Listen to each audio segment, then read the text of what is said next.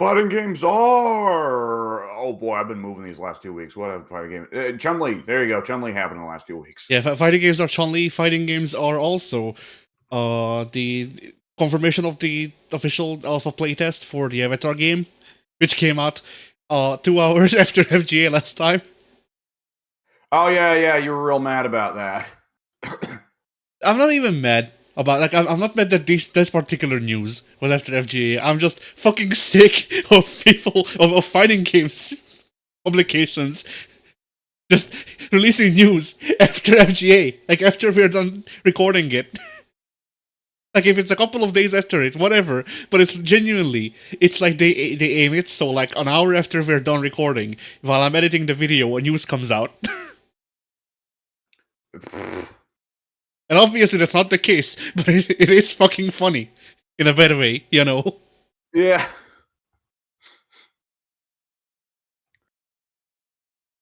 Oh shit.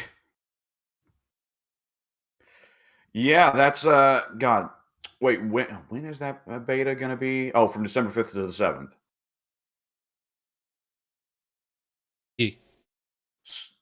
So yeah, it's not quite come around, but I will be curious to see how the game plays because it looks like a very movement-focused game, doesn't it? Yeah.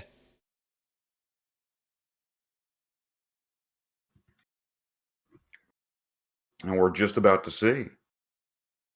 Yeah, maybe, And yeah. No, go ahead. Maybe it won't play like a Flash game, like it looks, you know? I think you and I are split on that because, like, I think it looks great, but I mean, in terms of it being a Nickelodeon or Cartoon Network style thing that looks like the art style of the show it comes from, then yeah, it definitely invokes some of the old Flash. Yeah, fighters in that way, it looks like an official Flash game. Like that's about it, you know? Yeah.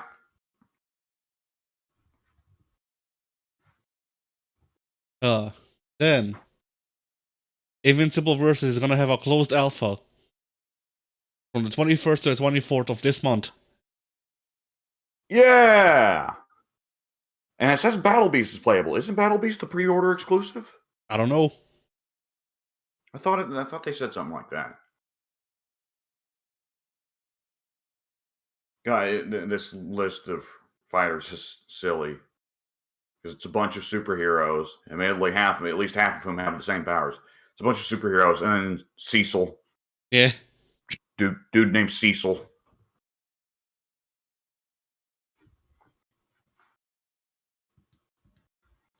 Oh shit. Yeah, that's Invincible Versus is very solidly in the territory of like, if it comes out and it's really good, then hey, that's great. But nothing about the marketing cycle has excited you or me. Yeah. I mean, for me, because like you at least have some attachment to the IP. I have zero. So like for them to wow me, they would need to make the game look really good, and it looks like Battle for the Grid, which I didn't like. So like, what am I supposed to be hyped about? You know? It looks like Battle for the Grid, and on top of that, all the trailers are just dudes doing combos. Yeah. What does this game's neutral look like? Do these characters do different things, or do they all do Marvel 3 aerial raves and without any particular variation to them? But hey, now we haven't seen Phoenix yet, so we don't know if it's just Marvel 3 again, but with less budget somehow. Morrigan, that'd be more exciting. But Movies. Yeah. For a second, I thought you were saying that they should add Morrigan. They should. Are you gonna say that that's incorrect? No. I mean, shit. Okay. Street Fighter shouldn't cross over with Mortal Kombat, but Darkstalkers, however. Yeah. I mean, the thing is, it's Capcom used to say that their old rule was they didn't want any of their characters dying on screen. But there was that weird interview with the Capcom designer where he was like, yeah, with Sub-Zero, for instance. But I have to imagine he just said that off the cuff, right? Yeah. Like and that wasn't anything nearing reality, because I can't see the Capcom suits agreeing to that. I just figured that was like, oh, well, big fighting game character. Well, I can't really say any like SNK characters because that's too close to true. Yeah. Sub-Zero. And don't say any Tekken characters, because you'll remind people about Tekken Cross Street Fighter and how it's never happening. Yes. You should have said. Okay, no. This interview was after the season 3 announcement, right? I think so, something like that. Because if it was before, then he should have said Ingrid. Because technically, Ingrid is a crossover character. A crossover with who? Capcom. But still. Yeah. I mean, at that rate, you could count any of the Final Fight characters, which it's weird that, like, you can count Kimberly kind of, but we've gone this long without them adding any of the Final Fight guys. Yeah. Excuse me. Nonetheless, yeah, the Invincible versus yada yada, that went on. That's cool. Good for them. Yeah. Alright, Virtua Fighter 5 Revo World Stage was released. Yes! More single-player content, more unlockable customizations. Cool. Yeah. Dude, that's... I'm not sure there's much more we could say other than, that's cool. Neither of us play Virtua Fighter 5. I intend to pick it up next time it goes on sale. But neither of us play Virtua Fighter 5, so we can't really comment on what's going well there. Yeah.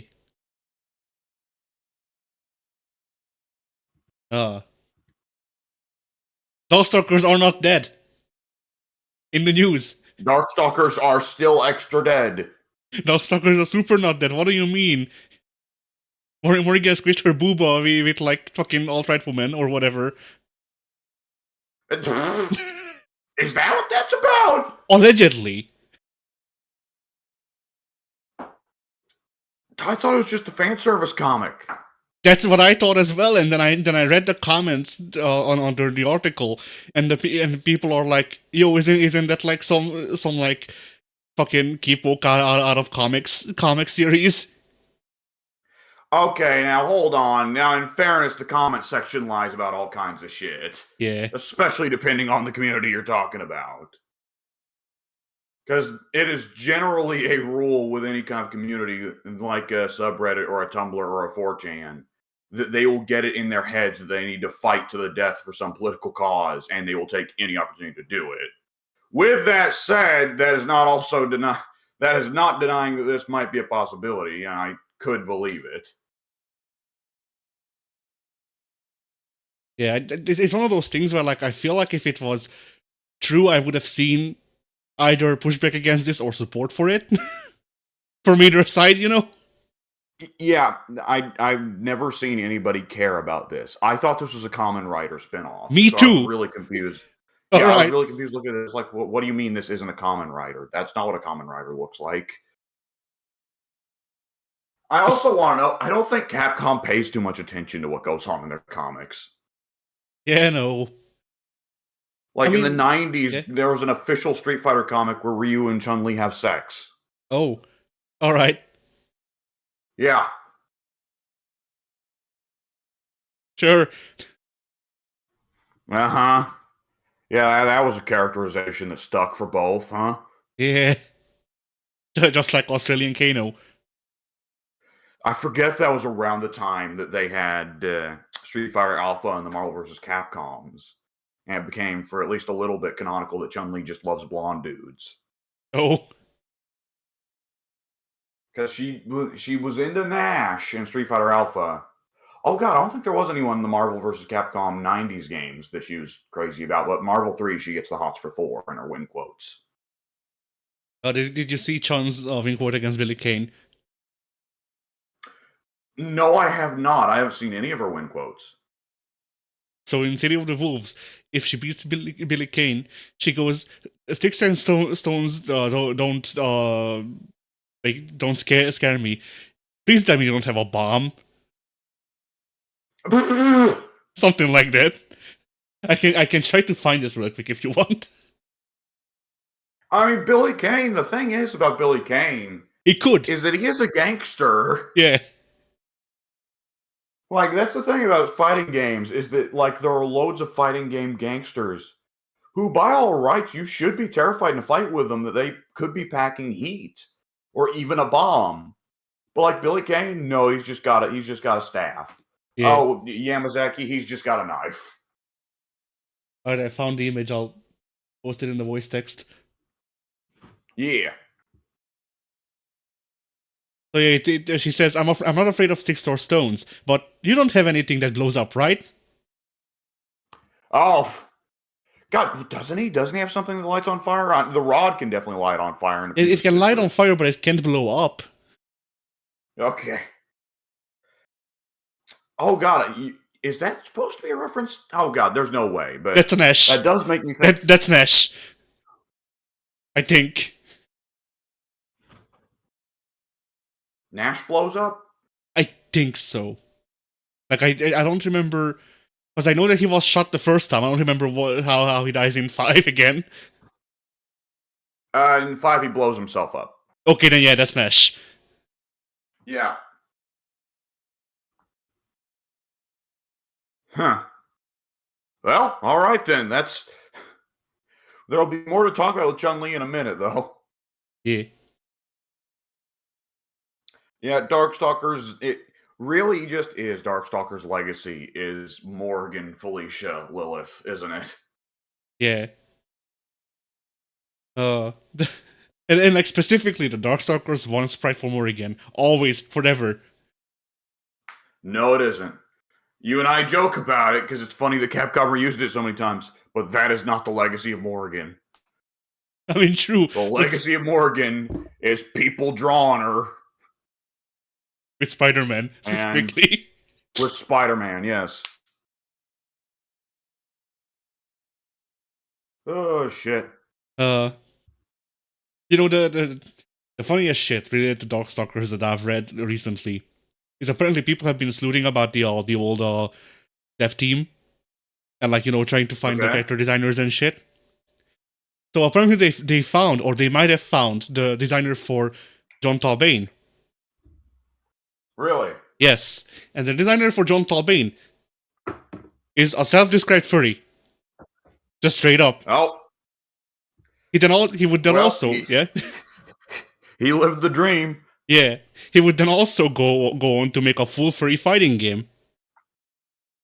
Which I see. I forget the name of it, but that was released into, like, it's fucking Dojin, I think. Yeah, that's the self-published games. Or, like, you know, the small indie games. Yeah. But it's a Dojin fighter, with like 7 characters and whatever. And that got like 1 release, and that's it. It was supposed to be updated, but it just kind of stopped. Yeah.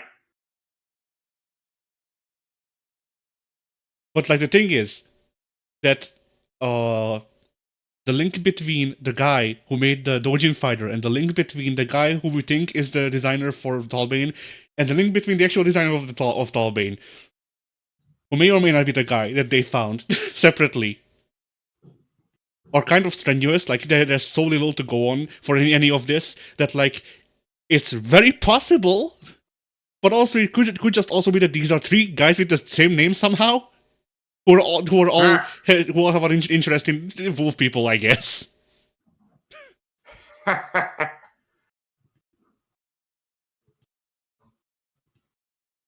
Darkstalkers is cursed. Yeah. Darkstalkers is not dead. Darkstalkers can't die. Darkstalkers wish it could. Yeah. Deep under Capcom headquarters, there's a machine keeping Darkstalkers down. It's like the fucking where Odin kept Loki before Ragnarok, right? They got Darkstalkers chained to a rock, and there's a snake, a dead snake, draped above it that drips venom into an open wound on Darkstalker's chest. Yes. For the rest of time until the end, when the Darkstalkers are freed and they bring about the apocalypse. Yeah.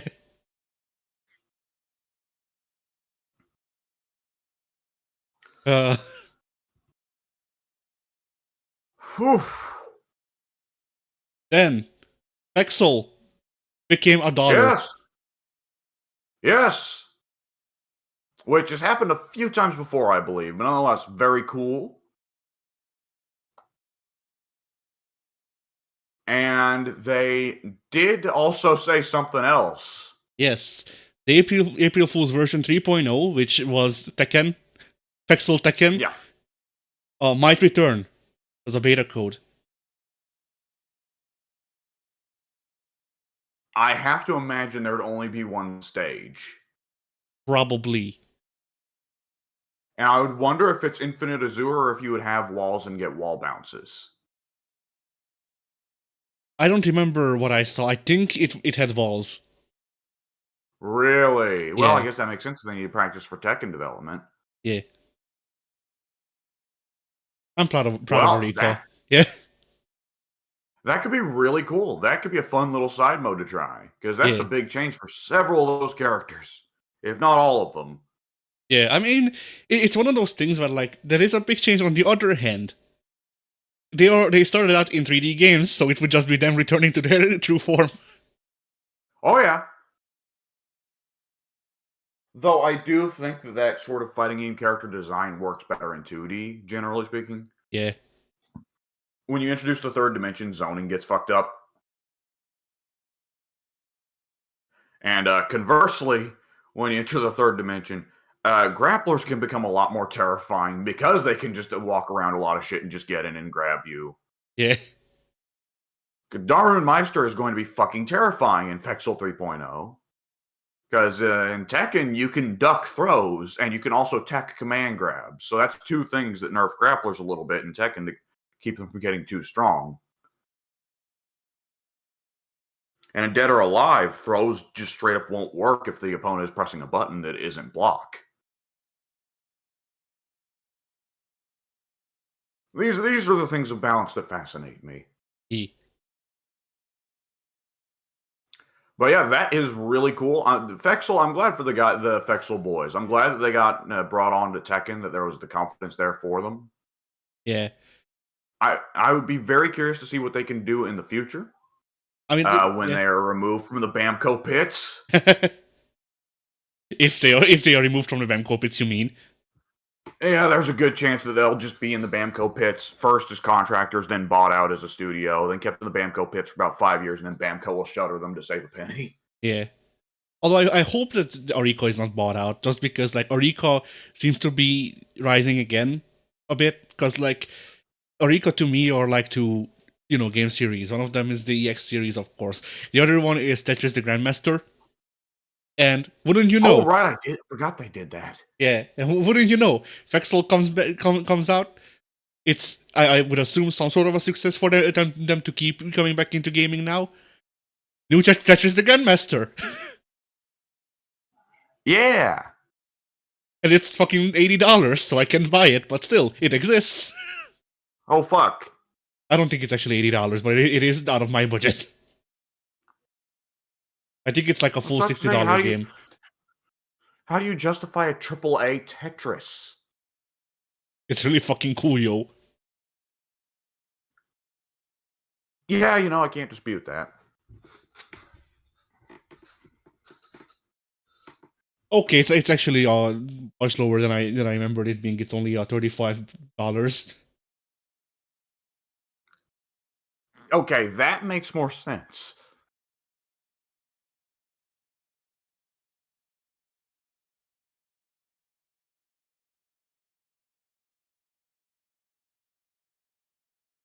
Okay. There's like fucking 10 different modes of play. And shit. So that's cool. Alright. Anyway, fighting games. So yeah, like I'm glad that Ariko is back doing shit. I don't want them gone. I'm happy that they are working on Tekken, because the Tekken, I would assume, is steady source of revenue for them to make other shit on the side. Yeah. Like that is again, Master. Moo! Ariko also made some good shmups back in the day. Memory serves.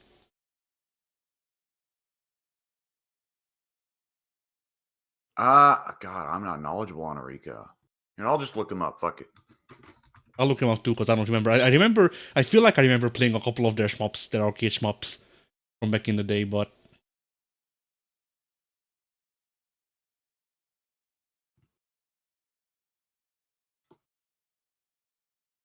hard to say. Man, Wikipedia is getting more aggressive about asking for donations. Oh, they stopped over here. Still going. We're still in the beg for donations season around here. Literally, their first fucking like 10 games are either Tetris the Grandmaster or Street Fighter EX. Yeah, it follows. Yeah. Dr. Mario Express? Huh. Mega Man Battle Network. For the GameCube. Then a bunch of Nintendo ports for the 3DS.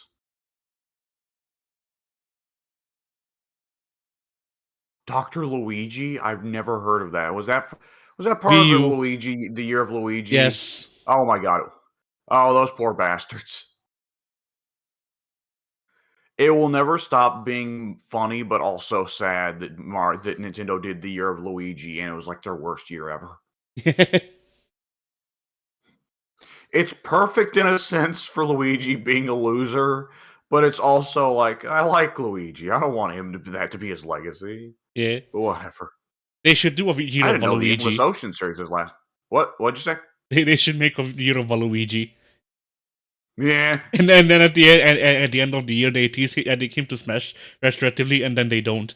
They just drag the files into the trash bin at the end of the announcement trailer. Shigeru Miyamoto appears on screen and says, Nintendo is officially closing its doors. Yeah. Shigeru Miyamoto appears on screen and says in perfect English, "Fuck you." I have discovered that I have terminal cancer and will be taking Nintendo with me. I decided the beast has grown too much. I cannot let my child proceed anymore. I've decided to introduce a lethal dose of poison to my creation. Yeah. Is it? We got the invaders from the other brand. Is it like Sonic and the Golden Axe guy come in? Wow, wow, wow, wow, wow, wow. No, because it has to be the current big guys for Sega. So it's Sonic, Ichiban Kasuga, Pussy Destroy, and it gets to the point where we'll just employ anyone who came from Sega. So, like, here's the Total War Samurai again. Well, that's the best we can muster here. All right. Chun-Li! Yes. Chun-Li! You can now recreate Evo 137 in 3 games. And that number will go up. Yeah. Wait, no, 4 games. Because technically you can do it in CVS 2 as well. Oh yeah, you can. Shit. But no one will because nobody picks P Groove. Oh shit. So yeah, Chun-Li is in City of the Wolves now. She looks good. Yeah. It was interesting to see one of the SNK designers talk about, well, initially when we designed Chun-Li, we made her fit the body proportions of an SNK character. And we looked at her and we're like, this isn't right. So we clicked on her thighs and on her chest, and we moved that slider way up. And everything in the world was right. Have you seen the size of Chun-Li's thighs in this game? Yeah. She's back to Street Fighter V levels. Her thighs are bigger than anything else on her body. I mean, she had to walk all the way from Metro City to here. That's true. But Ken should try to parry one of those kicks and his hand explodes. Like Ken does a parry, and then it's a Mortal Kombat X-ray of his arms breaking. Yeah. Oh shit. So, I noticed her big super in City of the Wolves is one I've not seen in a while. I forgot its name. Like, Oh wasn't yeah, it it's a combination super. It's a combination of two other supers. right? Because she's like does the damn it, the Kikel show at one point during it. Yeah. Yeah. She does a version of the Kikosho that like locks you inside of it, and then she does like a dynamic entry through it. Yeah. I feel like she did have that in like a one really weird game, and it wasn't even one of the mainline Street Fighters. I feel like she had that in either a Marvel vs. Capcom or like a Street Fighter EX. She had both of those separately. Like she had the Kikosho that locks you in, and I think, and the or at least some form of Kikosho at least, and the dynamic entry in Marvel 2, I want to say. Well, and then she there's she definitely has the Kikosho in both Marvel and Street Fighter, but Marvel, like Street Fighter, the Kikosho is like a fairly normal Kikoken size. It just stays right in front of her instead of being flung at the opponent. But Marvel is the one where the Kikosho is like a huge aura that makes an orb around her. Yeah. And then I think she had a Kikosho that's more similar to the version that we have in Tatsunoko vs. Capcom. Like it might have also linked into the dynamic entry, I forget. Huh. Well, either which way, it's neat to see a new super there, especially because they wanted to fit in a little bit more with the SNK supers, which are a little bit less cinematic and a little bit more about do crazy shit to your opponent. Yeah. Shout outs, by the way, to they knew they had to give her a appropriate intro animation with Mai Shiranui, and they went for the one. Billy Gunn. He'd have been happy with it. No, he wouldn't have. That's true. That's the opposite of his thing. Yeah. My God. We would have to summon the anti-Billy Gunn. Who would that be? Like, not really athletic, but very successful?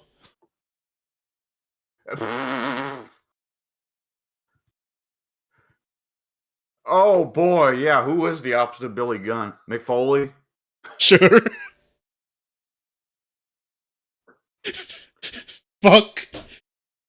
Imagine in the Attitude Era if instead of Mankind we got Mick Foley in a bra going, I'm a tits man. Yeah. So yeah. Yeah, that's oh boy. City of the Wolves is in that funny position where, it gets stuff and I'm like, hey, that's cool for you guys. Probably still not going to buy the game for a little bit. Yeah. Like everything I hear about City of the Wolves is good. And then there's the roster inclusions. Specifically two. Yeah.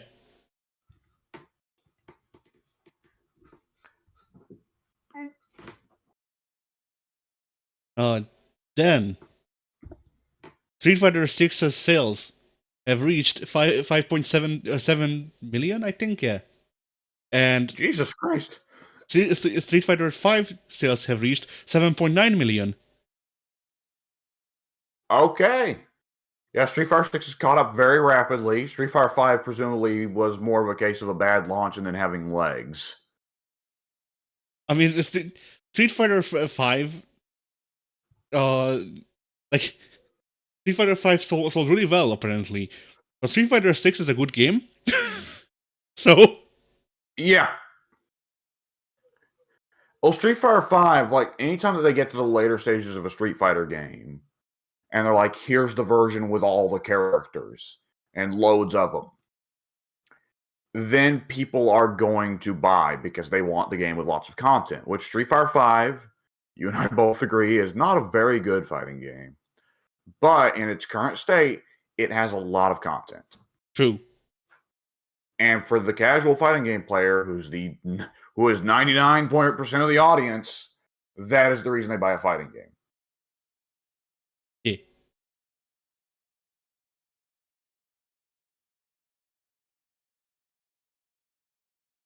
But yeah, like, Street Fighter V, it took them like, how long has Street Fighter V been out? Like nearly 10 years?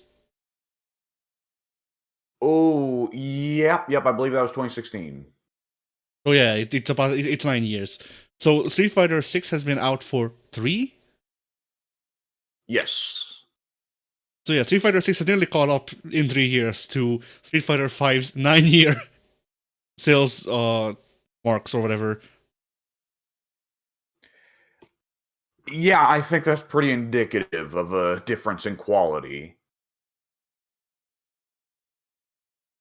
As well as I would say a certain degree of like how that's led to a difference in popularity. Because you do see more people playing Street Fighter 6 and getting popular doing it than you did with Street Fighter 5. For Street Fighter 5, people were very excited for the launch because the beta was very well liked. The beta was a very different game. When the actual game itself came out, led to a lot of people going, "What the fuck is this?"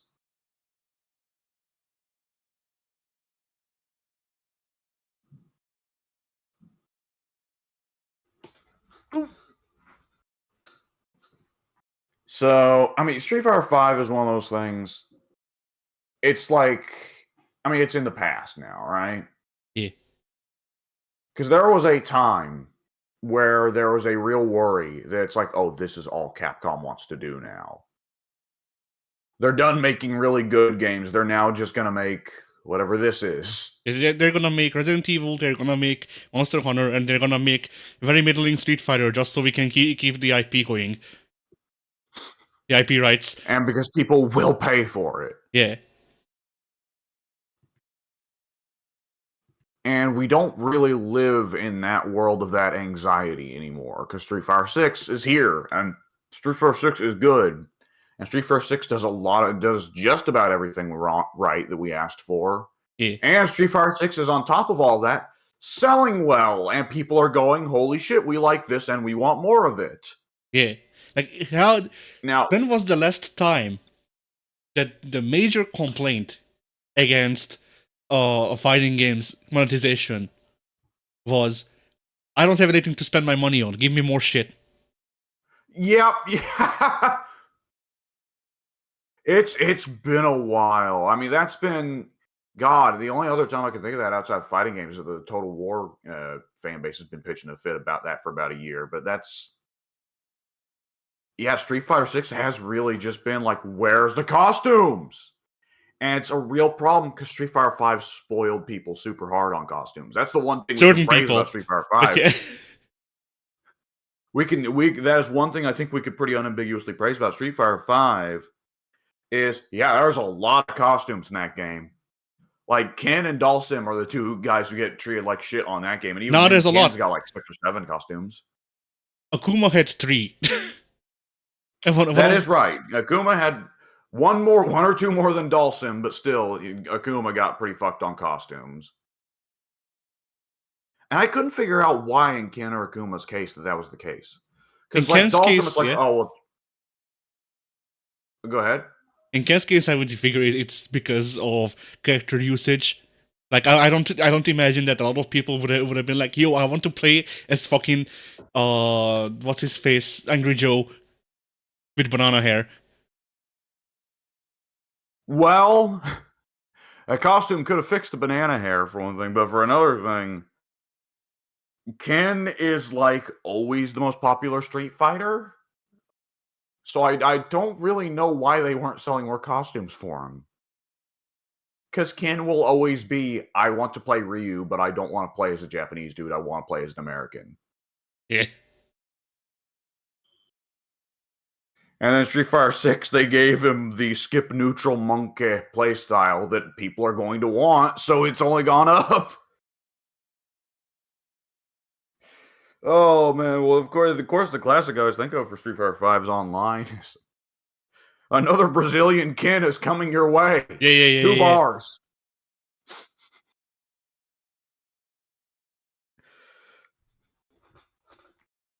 Oh hell. Uh, Another news relating to Chun-Li. Uh, Chun-Li has given us, she sent everyone a letter, including me somehow, despite not owning the game, but she sent everyone a letter telling them when Mr. Big is coming. Oh yeah, I just saw this. Yeah, go ahead. So yeah, Mr. Big is getting released in City of the Wolves on December 9th. Yes. That is good because Mr. Big is good. Yes. Mr. Big is one of the 4 auto fighting characters worth giving a shit about. Yep. 5. I guess. No, 6, come to think of it. Who's the 6th one? Rio, Robert, Yuri, Takuma, King, Mr. Big. Oh, King, yeah. Fair enough. Yep. It's easy to forget that she's an art of fighting character because she's Yes. not boring. Yeah, exactly. Like, it's easy to remember art of fighting as just like, oh, the game with all the Shoto clones and also Mr. Big. Yeah. Like, the only reason I can remember it is because I can remember that King is Rio's girlfriend, and it's like, yeah, it'd be pretty weird for him to be his love interest to be from a different series. Yeah. She's actually from Psycho Soldier. Well, for the longest time, she always had to team with. Well, no, she didn't have to team with Athena. What am I saying? For the longest time, she had to team with Mai, Yeah. which that's a funny team because that's 2 entirely different levels of skin coverage. Yep.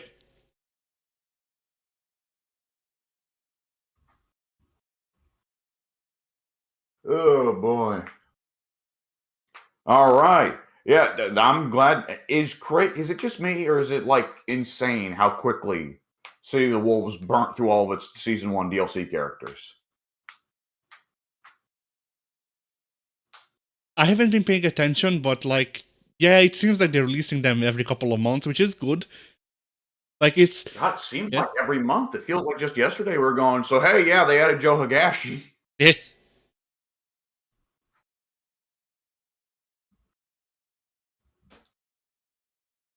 I do wonder if the game did well enough, or conversely, if the Saudis are just dumping enough money into the game, that it will get a season 2. That one, Maybe. I have to imagine they'd have to actually ask people to pay for. Probably, yeah. Because, I mean, obviously, neither of us are happy about the presence of the rapist on the roster. But nonetheless, there does come a point with some of these things where these are more niche titles that fans are very passionate about. You know how like once every 6 months, No Man's Sky releases a huge content update, and every time Derek goes and posts in the gaming thread Yeah. the thing of Sean Murray breaking into his house and giving him stuff, and him going, "No, please, I have money. I can buy this thing. You do not need to give it to me for free." City of the Wolves obviously has infinite Saudi money, but there is, no matter what, always going to be the fear of what if they just decide to stop because they're not happy with the amount of money it brings in. So if there was hypothetically, more free content, I do think people would start to go, no, we can give you money. We want this to continue to be a thing. Let us give you money. I think it really depends. Then again, like, I think it's one of those things where, like, the City of the Wolves is close to, if not already, has established its install base. Like, the people it burned with the roster inclusions will not be coming back as easily, or just because whatever. And conversely, the people who bought the game despite them will want to spend money on DLC. Well, assuming they want the game to continue. Yeah. I mean, there's also going to be a base of people that includes me that it's like, yeah, I'm just waiting for the price to go down. Yeah.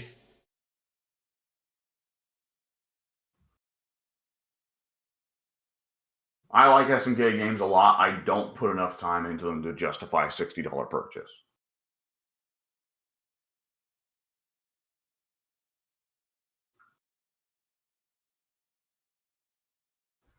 Nonetheless, yeah. I mean, for a season 2, who would they go with? Because it's noticeable there's no Garrow characters in season 1. Yeah. But who all even is missing from Garrow? Isn't it just Jae-hoon, Freeman? And... Jae-hoon, Freeman, and that might be it. Yeah, Freeman and the lesser of Kim's children. Yeah. The one that is more like Kim's Kim. stupid, idiot, red-headed, fat, idiot son. No, that's the thing. That's the thing. That guy's in the game. The other guy is more like Kim. The one that Kim keeps under the staircase and beats regularly. Yeah. Shouting about justice all the while. Kim's not in the game, is he? No. Okay, Kim then would not shock me if he's season 2. He could be. I would be shocked if he's season 2 because, like, Kim, like, for a gimmick, for one KOF, they should have Team Kim, that is Kim with his 2 sons. But aside from that, they should not share one game, all 3 of them. Like, Jae-hoon and Dong-hwan can share a game because they're 2 halves of Kim, so it balances itself out. And then Dong-hwan also has his own shit. Jae-hoon is just Kim. That's not a joke. But like, I have yet to figure out what the fuck Jae-hoon's shit is supposed to be. Like, he's legitimately just supposed to be the serious, I want to be like my father kid. He seems like a goody-goody. Yeah. So, like, you know, gameplay-wise, I can't figure out what the fuck is supposed to set him apart from Kim. Dong-hwan has moves that only he does, so he's a bit more, special that way. Yeah.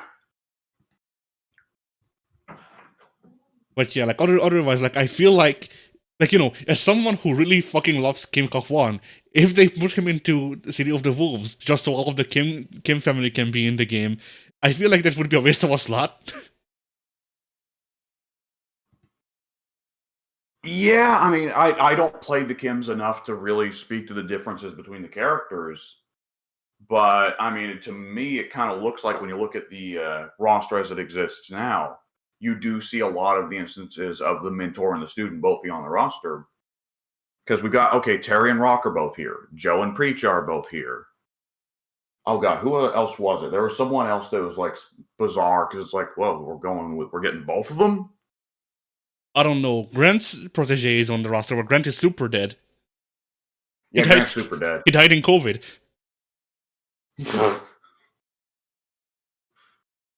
The famous COVID-19 outbreak of 1997. Yeah. Yeah, all right. Well, other than that, I mean, Fatal Fury and Art of Fighting are both on the table. So I do think that if they're going to do a season 2 or a season 3, I do think that Mr. Karate would be inevitable. Yeah. Now, whether it be Rio or Takuma as Mr. Karate is a good question, but my bet would probably be Rio. Yeah, Buriki won Mr. Karate. Yeah. I don't think they'll do it because I don't think they'd want to just bring in all of the... Oh, damn it. What's their last names? Rio and Yuri and Takuma. Sakazaki, yeah. I don't think they'd want to bring in all the Sakazakis because then they'd take up like a good chunk of the roster. But it would be cool if they brought in Yuri and this was just a cool excuse to see like an older Yuri. Yeah. Now that she's who is now Akuma. Yeah, I was about to say that now that she has greater control over the Satsui no Hado. I had to cut you off at the pass on that one. I mean, we already have seen Rio in City of the Wolves, right? He's in Butt's arcade ending, I think. I don't remember. Which, come to think of it, Butt being there is an indication of like, well, definitely can't go too crazy with the Sakazakis because Butt's here and he kind of just does the Sakazaki thing, but with negative edge. Yeah.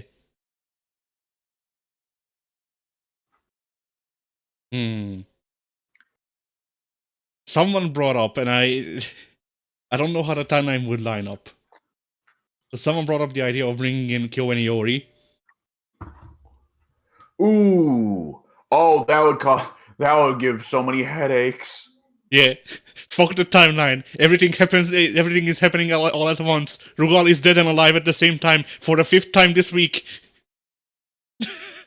I mean, it's not impossible that Kyo and Iori still exist in the Fatal Fury timeline. But that would cause so many questions. Because they come from a world where Geese never died. Yeah. I mean, but Terry still has Rock. I mean, I'm just imagining like we get this universe's Kyo and Iori. It's like, okay, so in Garo 4, Terry has to fight Orochi, and he's just like, fucking not again. I'm so done with this shit. Well, yeah, they've never introduced any of the Orochi stuff in Fatal Fury. Yeah. Like, in that timeline, there's not really the supernatural stuff going on. I mean, the Karate Mans can throw fireballs at each other still. But there's nothing about, like, we need to deal with this blood curse or this demon. It's, we need to beat up Geese because he owns the city and he killed our dad. He's just a corrupt politician. No, wait, the Chonshu and the other one. Oh, right. I forgot about those things, those little shits. But if we ignore them, if we ignore all the parts that don't fit the narrative I'm constructing here. It worked for political party. It will work for you. Yeah. It worked for Geese. True.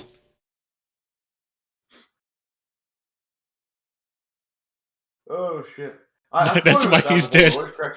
Yeah. It always cracks me up to think about that since Terry still has Rock in the KOF timeline, Rock is still Terry's kid.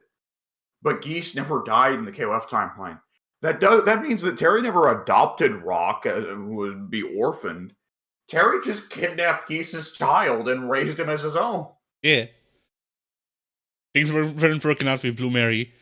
They're still dating, mind you. They're just like infertile, both of them. Wow, that's really bad luck. He's shooting blanks and she's got. Yeah. Oh shit. Oh. Blue Mary probably makes up for it with dogs, though. I forget, what's the name of Blue Mary's dog that catches her jacket in her intro pose? I don't know. Yeah, either which way. Oh, Blue Mary I saw isn't on the City of the Wolves roster, which I somehow forgot. She's got to be season 2, because like that's one of the Fatal Fury classics, you know? Yeah.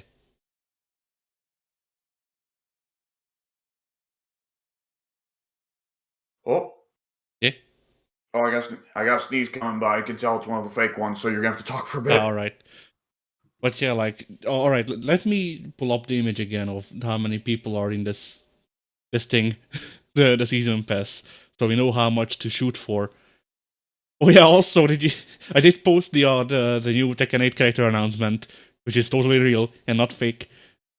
But oh boy. Oh yeah, I see it now. Right? Yeah, I saw that the other day. Yeah. So 5 characters in a season in Fatal Fury. So yes. Who could even be in here? Freeman and Jae-hoon, that's 2. Okay, that actually makes sense. So yeah, Freeman and Jae-hoon to round out the Garo roster. Blue Mary, because, you know, it makes sense for her to be here. And then... Would they include Freeman again? I mean, they included fucking Clark or whoever. Not Clark. Clark's shitty cousin, whose name I forget, he sucks so much. Kevin Ryan. Yeah, yes. Kevin Ryan. So Kevin Ryan has a little bit more legacy than none, because he was like super duper triple S tier in Garo and like a monster. Freeman, though, is not only a loser, he also is like F tier in Garo. When you're talking about games that have such competitive heritage there, it kind of reminds me of like 12 from Street Fighter. Like, I feel like 12 is not going to come back, not just because he's weird and a goo ball, but on top of that, just because he sucked so hard that it's like nobody wants to play him. I mean, the balls in SNK score, just make him Carmine from Uni. Yeah. That raised a lot of questions, but yeah. What's the quickest way that we can get sued by our French bread? Yeah.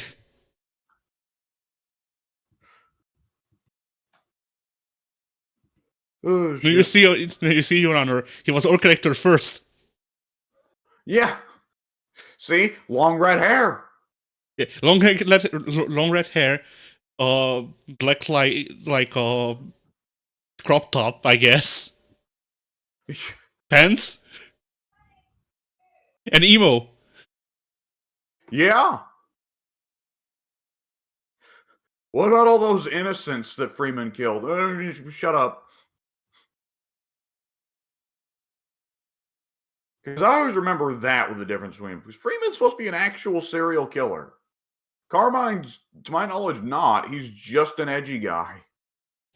I don't know what Carmine's deal is. Carmine's deal, the only part of Carmine's deal I know is that at one point he was supposed to be Hyde's rival in Uni, and then that plot thread got dropped, I think.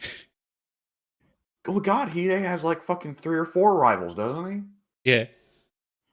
All right, I'm gonna look up Carmine's story, but I'm gonna bet that it's gonna be just some pure fucking nonsense of he was a late birth in Relate, but then he went through the afterbirth in something process.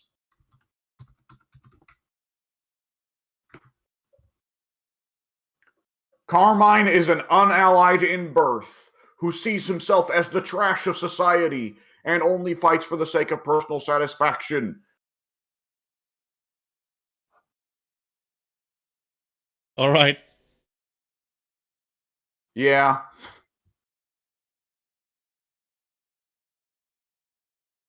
You pull up Carmine's thing and it just says Carmine's inbred.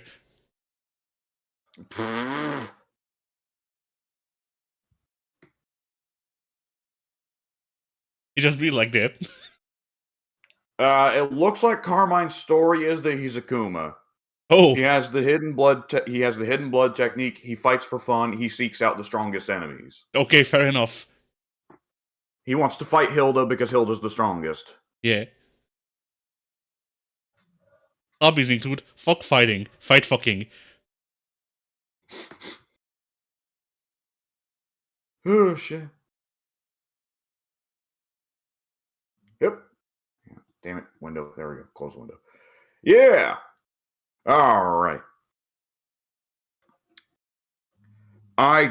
Do you think they could pull off another crossover for season 2 of Garrow for City Wolves?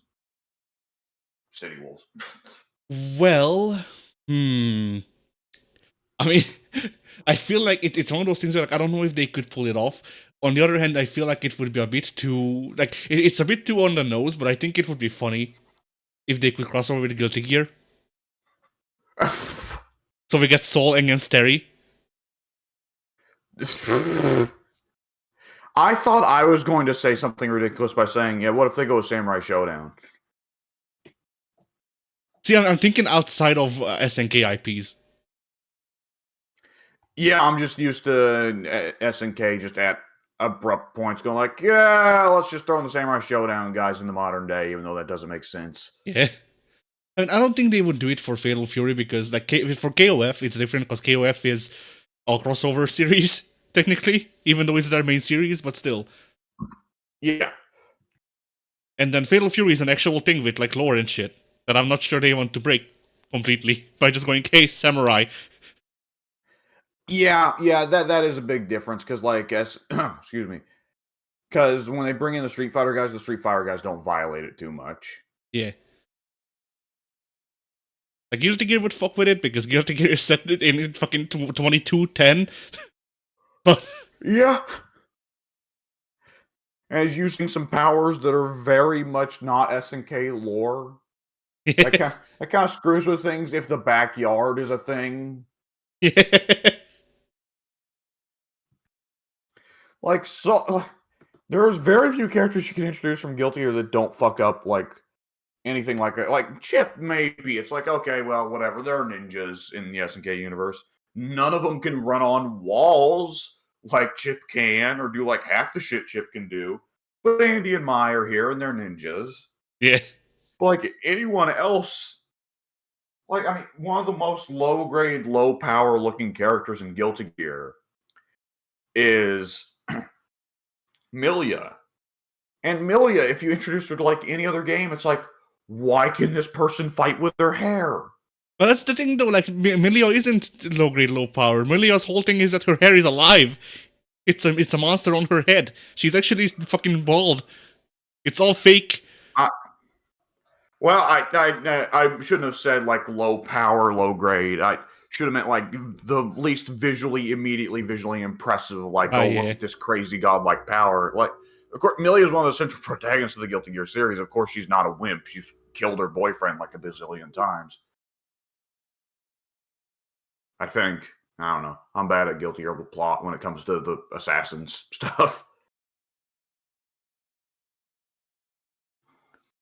I'm trying to think of like who they could introduce. I mean, the funniest one would be Robokey, but no actual key, just Robokey.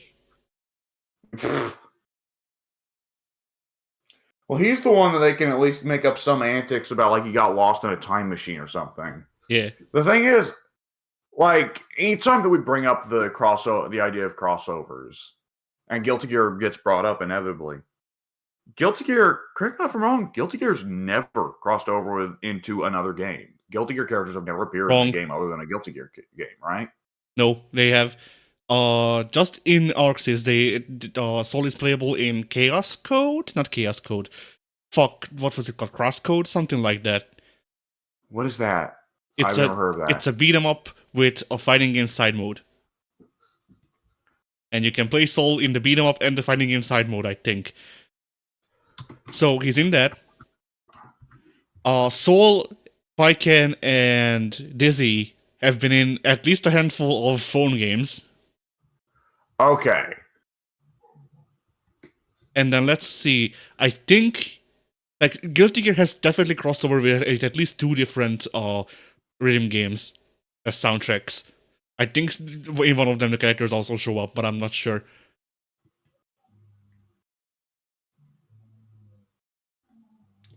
So Guilty Gear has crossed over with not just not with shit that we'd really care about, you know. Yeah. Well, it sounds like it's the sort of stuff that people don't pay attention to, so they can just throw it in and make money. I don't know. It seemed like, well, at least with a couple of those gacha crossovers, it seemed like it was like, well, the West doesn't know about this game, but it sells really good in China. Yeah. So, yeah. Well, I guess my original point, I would say, still stands, though. Like, they don't really do crossovers with, like, anyone of relevance. BlazBlue crossed over with, like, Persona and shit. But, like, Guilty Gear does, like, Arxis in general doesn't seem to give their characters out to other games. They're gay characters. They gotta hold on to Venom real tight. Yeah.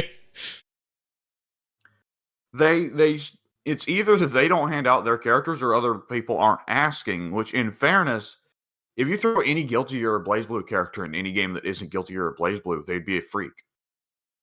I just reminded of that image where it is just like LGBTQ plus fighting game titles, and then Guilty Gear is just left alone. Do you not remember that? No. I'll see if I can find it.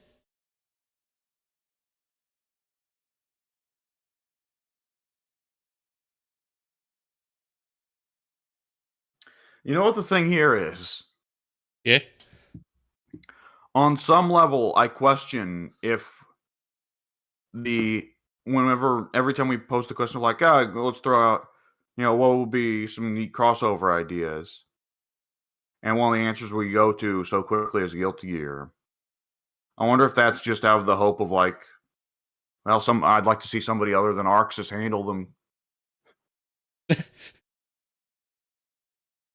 Wait, no! Guilty Gear crossover with Sam Show! That's right. Biken was in Sam's show.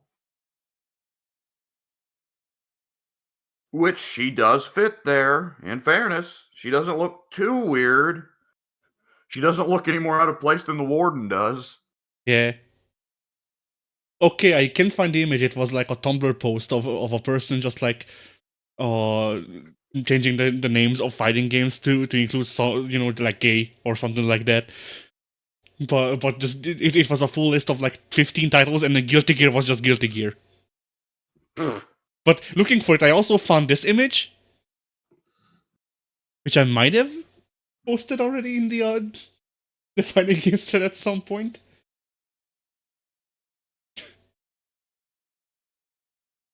Oh yeah, I've seen that. I've seen that pop up in my YouTube suggestions before. I haven't. Yeah, well, I think I watched enough like Say Jam and like somebody else that YouTube is like, oh, he likes fighting games.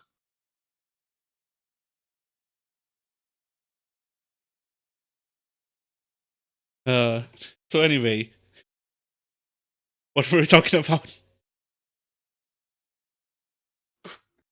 City of the Wolves crossover characters for season 2. You said Guilty Gear. I don't know exactly who they'd bring over, because like I think Soul would be funny just because he is Terry, but without any limiters. Yeah. Other than him, like I don't know, because Dizzy. Well, nowadays he has limiters. Yeah, true. Dizzy, Dizzy is kind of the. I don't know. Is she the like, first woman character that you think of for Guilty Gear? Well, I'm biased. I think of Eno, but Eno should not be the one who's there. Like with Mortal Kombat, if you ask me the first lady of Mortal Kombat, I'm not going to immediately think Sonya or Katana. I'm going to think Melina, right? Yeah. I mean, I would think Melina at this point. Yeah, but if anyone is going to ask for a woman from Mortal Kombat, they're probably not going to ask for Melina because Melina can't really work outside of Mortal Kombat due to the nature of who she is. They're going to ask for Sonya or Katana. Although, you know who could work in an SNK game if they tuned her down a bit? Who? Bridget. Yeah, I think Bridget could fit very well in an SNK game, yeah. Yeah. Because, like, sure, she's very set play and shit, but, like, Dizzy, because when I think of, like, big, well-known Guilty Gear women, Guilty Gear women, that people like, it's like, alright, Biken. Well, we've already used her, for one. And for two, it would be weird for her to be in this game too. Yeah, but SNK loves to throw Terry everywhere, so I wouldn't be shocked if they're like, yeah, we'll take Biken here too.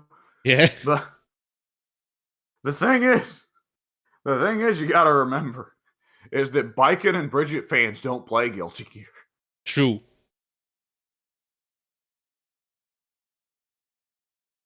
I mean, to be frank, I don't anymore. So like, well, I play Guilty Gear, just not Strive, which is Guilty Gear for all intents and purposes now. So yeah, and the jury is we still have not yet seen what the Guilty Gear Strive 2.0 looks like. I still remain curious about that, but nonetheless,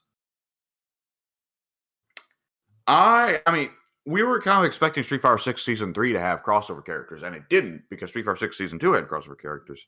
yeah. So I think there's a very strong chance that Ken and Chun-Li were thrown in on Season 1 for City of the Wolves just to get eyes on it, and we end up with no crossover characters. Yeah. And at the end of the day, Street Fighter and SNK work very well together. When you play CVS, the SNK characters don't look like weirdos. Yeah, no. And I don't think SNK really has that strong of it seems to have that kind of relationship quite so much with any other fighting game franchise that could reasonably include somebody. Because, like, maybe you could say, like, well, maybe they can throw in Kazuya and Heihachi or Kazuya and, I don't know, Lily or whoever in Season 2 from Tekken. But even then, it's like, well, I can see SNK saying, hey, please add Geese to Tekken 7. We'd like the eyeballs. But Bamco, this probably just comes down to me not thinking very highly of Bamco as a publisher. But I can't see Bamco agreeing to putting Kazuya or Heihachi or any of their boys in City of the Wolves. Yeah.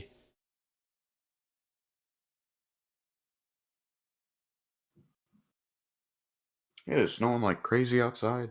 Yeah, like I think like just going off of who would feel at home in City of the Wolves, like who wouldn't feel out of place. I genuinely think like the only people that I can think of are the Sakazakis, some of them, or Kyo and Iori. Yeah. Because we've I mean, seen there's definitely some KOF mainline series characters that have never appeared in Art of Fighting or Fatal Fury that I think could fit in and be really cool. Yeah. Vanessa's never appeared in a Fatal Fury or Art of Fighting game. True, and she would fit so well into Fatal Fury. Yeah, and she'd fundamentally replace, oh god, I always forget his name. Billy? Well, not Billy. No, who's the Native American dude? I don't remember, but I know the guy. Yeah. Yeah, the character who Vanessa, for all intents and purposes, replaced. Yeah.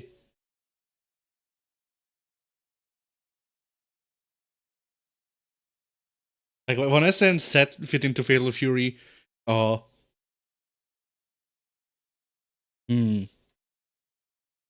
Ramon could always be brought in as like, oh, here's this goof that fights T-Zoc down in Mexico. Yeah.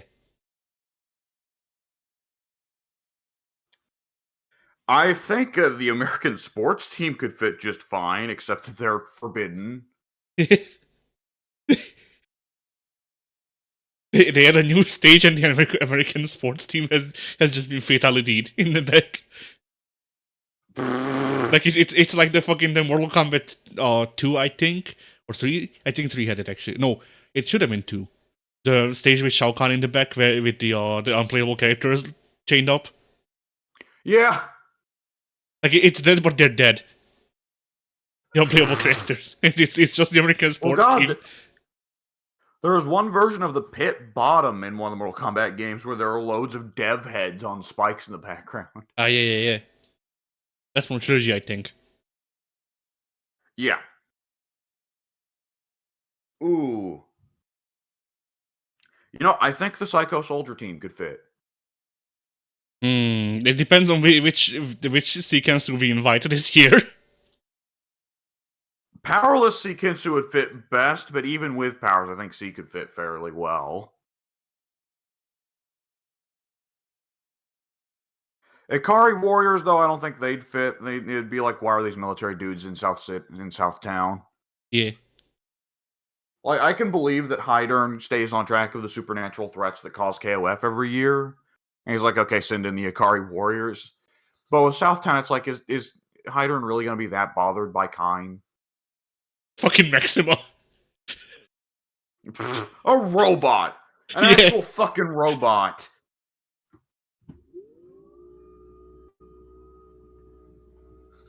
Yeah, that was just a thing that Geese made in his spare time. Yeah. In Canada.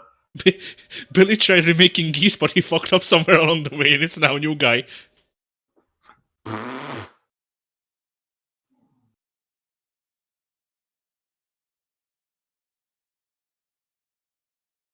Oh god, who was that robot striker from KOF 2000 that actually was a robot, not even a cyborg like Maxima, but an actual honest to god robot? I don't remember. I think he was canned. Like a lot of the strikers from like 2001, I think, are just canned designs. Like there's also Beta Kyo, who is also a striker. Yeah. And the panda bear. Yeah.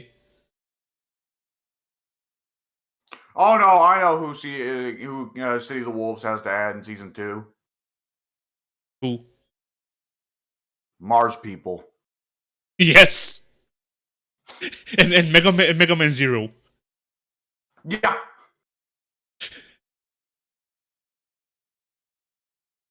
Like specifically Mega Man Zero from the Mega Man Zero series. The collection came out 5 years ago, so it's still hot. Just yesterday, Rivals of Aether, there was a Good Zero uploaded. But is it Mega Man X Zero or Mega Man 00? They're different. They are? Yeah.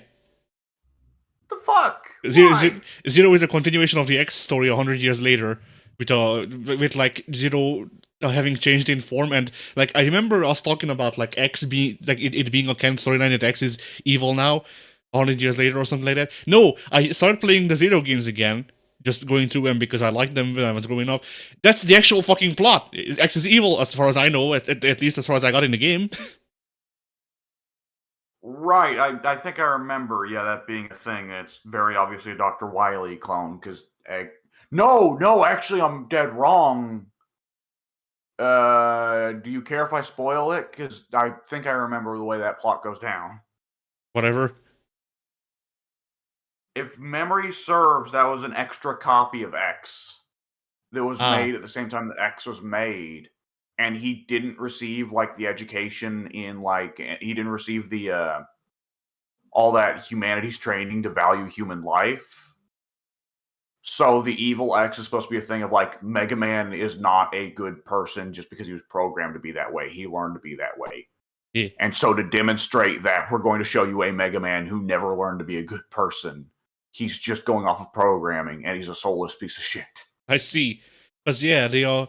This plot line was supposed to be one of one of the later Mega Man X games, and then they went, wait, no, people would hate X actually but just being evil because that was the original plotline version that Zero becomes a new protagonist and X turns evil. Oh, that sucks. Yeah, and then they I guess revised this for the Zero games. Yeah. It's a little more impactful to instead of having your hero turn evil, to have there be an evil equivalent of your hero that demonstrates why it was special that your hero is a good person. Yeah. Uh. So yeah, the version of Zero in CVS or SVC Chaos is specifically Mega Man Zero from the Mega Man Zero series, the one from 100 years later, not the shoulder pads guy. Oh, okay. Well, the one that just got added to Rivals of Aether is the Zero Series Zero. Okay. Not the filthy meta annihilator from Marvel Yeah. vs. Capcom. Yeah, not X Series Zero, not the young version. Not God. Yeah. Though, then again, isn't Zero also God tier in SVC Chaos? Yes. Okay, I was about to say, because if memory serves, every fighting of the Zeros in, he's God tier. He's just built different. He is. Okay, I never thought to try it when we played SVC Chaos. Does he have the same Buster negative edge thing in SVC Chaos that he does in Marvel? He can charge the Mega Buster, yeah. Okay, that's probably it. Because imagine if the Zonk Knuckle was also a fireball, Yeah. and the longer Cody holds the button, the stronger it gets. But also, Cody can pogo in your head now. He learned it from Chun-Li. And he has a super that has an infinitely ascending hitbox vertically. Oh no, this Zero doesn't have that. That's an X series thing. Okay. Oh, man. He does have a spear though. It's cool. Yeah. Shoutouts, by the way, to Cody. Every game that he gets put in, he gets Zonk Knuckler. It's always crazy to me to play Alpha Cody because he doesn't have the Zonk Knuckle. Yeah. It's like, that's such a fundamental part of Cody's kit for me. See, I started out with Alpha Cody, so in my head he's just kind of lame. And then Yeah. and then you have to remind me, oh yeah, Zonk Knuckle exists, and I go, okay, it makes sense why he's not fucking lame anymore. I still don't like him particularly because to me he is just lame, but at least I can believe that, you know. Cody, I think, is like the only guy who went from Alpha to 4 to 5 and got cooler with every entry and didn't take a downgrade at some point there. Yeah. I mean, shit, I played him Cody in 5. Yeah, Cody is crazy in Street Fighter 5 because you play him and it's like, this actually feels like a progression of the character and not a regression. What the fuck, Capcom? Yeah. He came in late enough. Cody was the one that when we played him in Street Fighter 5, I was like, wait, is Capcom remembering how to make fighting games? Oh, I remember that his V trigger was just, alright, I become Dio now. Oh, well, he's got the knife trigger and he's got pipe trigger. Yeah. If memory serves, Pipe Trigger was better like in meta, but I always went with Knife Trigger because it was funny to juggle people with the knives. Yeah, I always went with Pipe Trigger because I like the range. I forget what his. I remember one of his V skills was the upwards Tatsu that caused him to take a little bit of damage. But I forget what his other V skill was. I think his other one was the one I used, and it was something like he can sway before Zunk Knuckle or something like that. Or he can. Oh God, yeah, right. He basically gets a spot dodge into Zunk Knuckle, something along those lines. Yeah, like Balrog got his Yeah. V skill one. Yeah. I hope if they ever bring Balrog into Street Fighter 6, that's part of his base kit, the sway. Also, can we get Buffalo Head back? That uppercut sucked. I don't remember it. So, of course, in Street Fighters 2, Alpha, and 4, Balrog, his anti-air is the Buffalo Head, the jumping headbutt, charge down, and then up punch, right? Yeah. It's a shittier flash kick, which is fine because Rog's not a zoner. He doesn't need his anti-airs to be that strong. But Rog, in 5, he lost Buffalo Head and instead picked up, God, I think it's like, I don't remember what it's called, Screw Upper or something like that, which is on a Shoryu input and kick, and Rog just kind of steps forward and does a uppercut that looks like it should be a normal move. Oh. And like it's just worse in just about every single way, including that because it's on a Shoryu input and Rog's otherwise a charge character, you have to drop charge to do it. I see. Like, I think they put it in because they wanted Rog to have a motion input for people who hate charge inputs. But if you hate charge inputs, you can't play Balrog. Yeah. It's just not possible.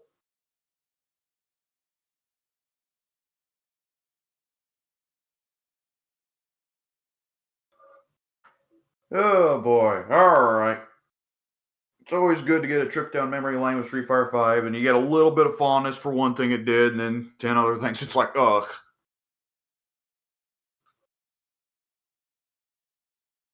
Are we out of news? Yes, although I do have a topic at hand, if you want to hit that. Okay.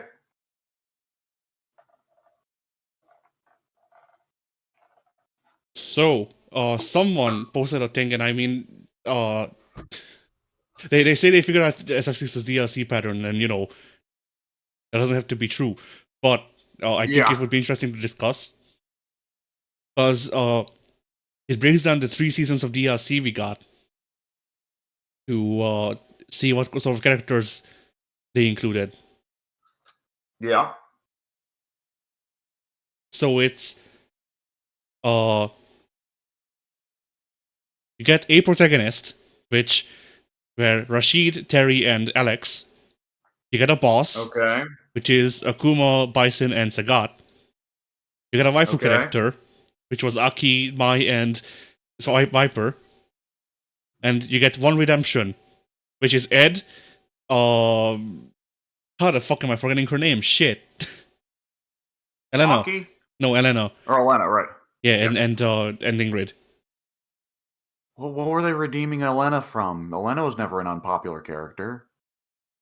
Street Fighter 4. Healing's an annoying move, I guess. but that's about it. Yeah. Yeah, I definitely... The other 3, it's like, okay, I guess to a certain degree. Though even then, it's like... Yeah, but I would say Elena and Ingrid are definitely some people's waifus. Yeah. Not as much as Mai or Sea Viper.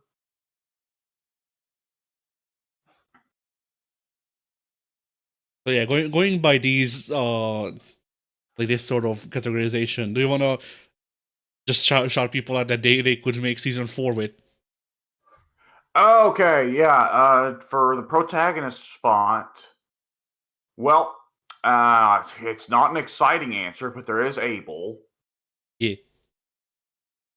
There is Charlie Nash, True. who is definitely he's not dead. Yeah. He'll die again. He ain't dead, and he dead. ain't dead, and he ain't Jared.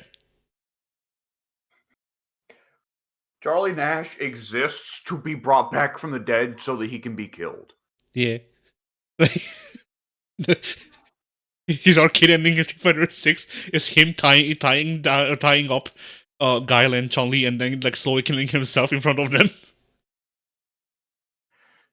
His arcade ending is this: life's going perfectly normal, perfectly fine. There's nothing going wrong. He hasn't made any particular enemies. Everything's going good. And then he just abruptly turns inside out and then decomposes into a pile of meat. Yeah. Then Kali.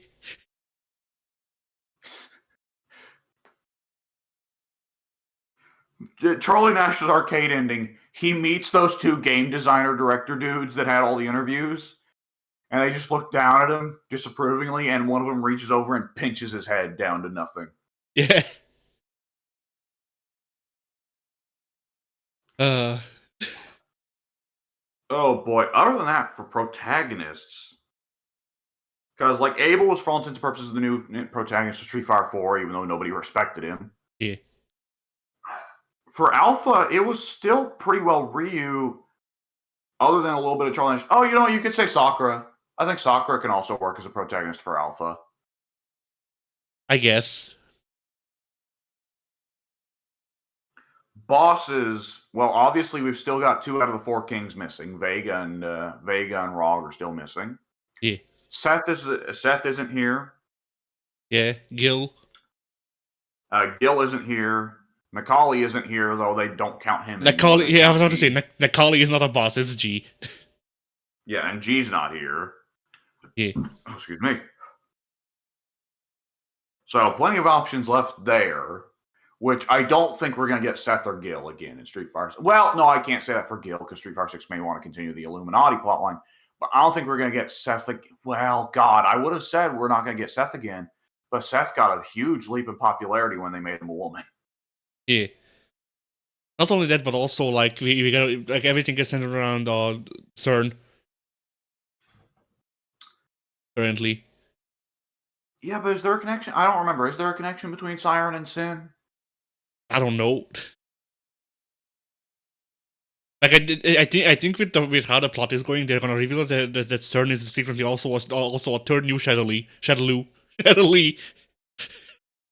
Well, I think that's supposed to be the thing, is that Siren's supposed to be yet another Shadaloo successor.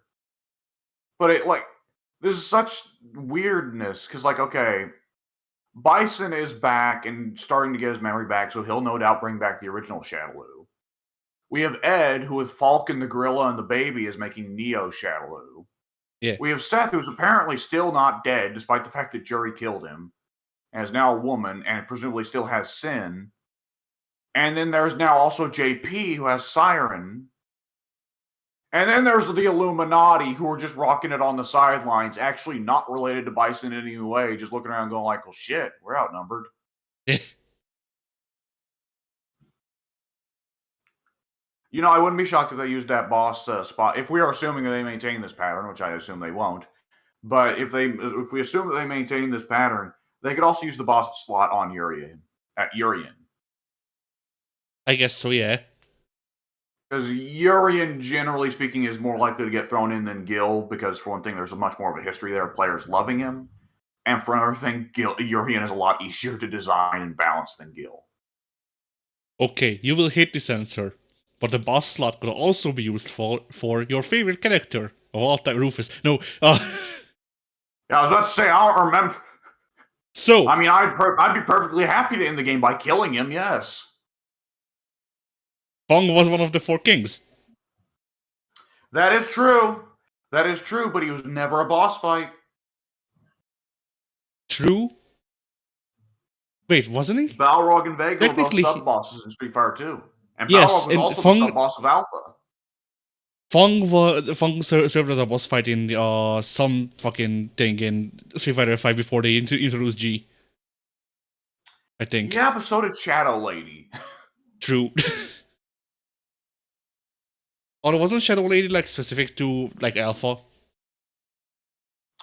No, Shadow Lady had never been in any of the Street Fighters until Street Fighter 5. No, she was a Marvel vs. Capcom character. No, I mean, didn't they restrict Shadow Lady's appearance in Street Fighter 5 to the Street Fighter Alpha arcade ladder?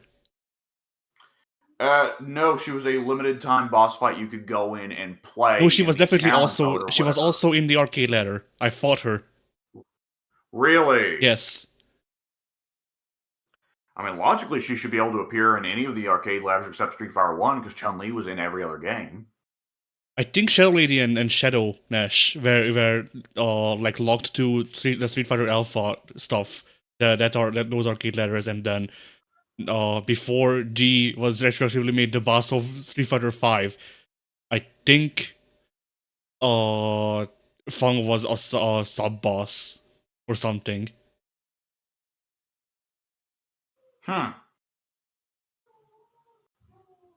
Well, all right. Okay, waifu slot, my god, all the possibilities exist there. Yeah. Laura. Yeah. Armika. Makoto. Sakura again.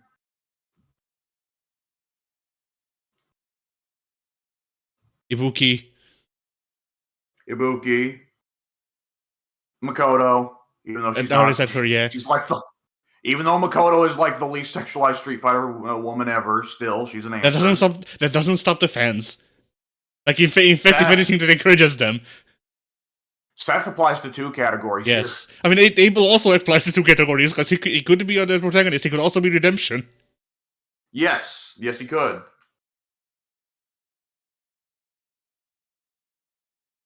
So yeah, DiCaprio. Yeah, I don't think we're ever seeing DiCaprio again. I would consider her more of a likelihood than Julie or Junie. True, I suppose so. DiCaprio has her fans. I'm sure that they could make DiCaprio happen again if they just this time make her. Yeah. Like the trick with DiCaprio would just be make her more immediately visually different from Cammy. Yeah. Because that's the reason DiCaprio was controversial at the time of her reveal was people were going, "What the fuck is just Cammy again?" But once they actually got to play her, they're like, "Hey, she's cool." Yeah.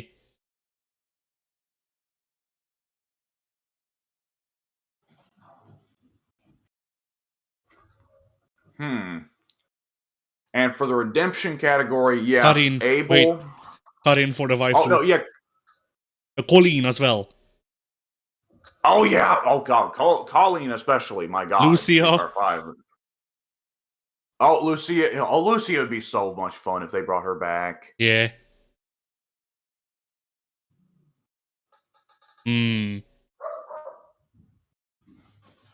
Staying within the waifu category, Hakan. One of Hakan's daughters. I forget or his wife. Yeah.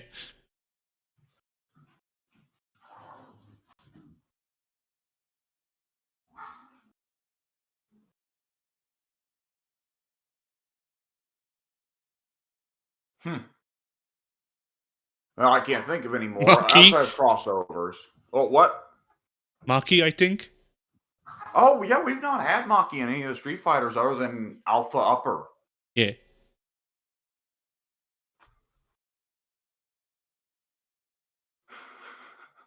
Eagle. I was gonna suggest him for redemption. I don't know what he needs to be redeemed from, but you know. He has to be redeemed from Street Fighter 1. I mean, technically, he. Well, I guess it depends on your description, or you know, like how you want to define these. Technically, by very old arcade standards, Eagle was a boss in Street Fighter 1. Because every fight was a boss fight. In that category, so was Birdie and Gin and Adon. Yeah, and Geki. And Joe and Mike. Yeah. Imagine if they had fucking Mike but not Balrog. Balrog is in the background crying. Yeah. My dream was true. Oh, shit. Alright. Yeah, for the redemption, Hakan, Rufus, 12. There's no way it'd be Q, because at that point they just had G. See, I was gonna suggest Boss, G, Redemption, Q. The mystery at last. I mean, the probable answer is that Q isn't G, but rather a clone of him or a robot imitation of him. Yeah, Robo G. Yeah. Well, I mean, there's indications in Street Fighter 3 that there might be multiple Qs. Oh, true.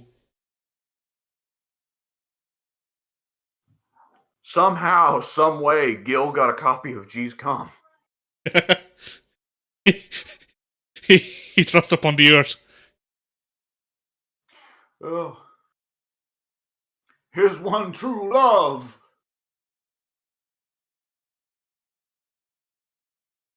All right.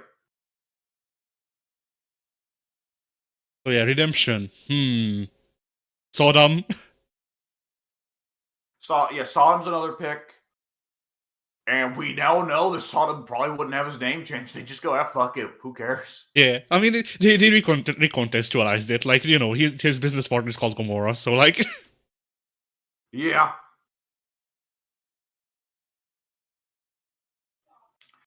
El Fuerte's a redemption. Yeah. Because I think they could be interested in his gameplay style, but that story is just like, why is this a one-note character? Just, his cooking is bad, haha. Yeah. Anyone who is a newcomer in Street Fighter 4, except for Sea Viper or Jury, is a redemption candidate. Yeah. I'm gonna piss off some old heads with this. Fei Long. Ha!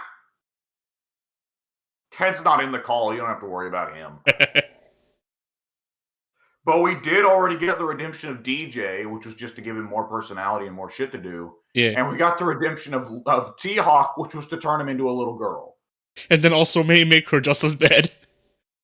Yeah! And just as hated. Oh, yeah.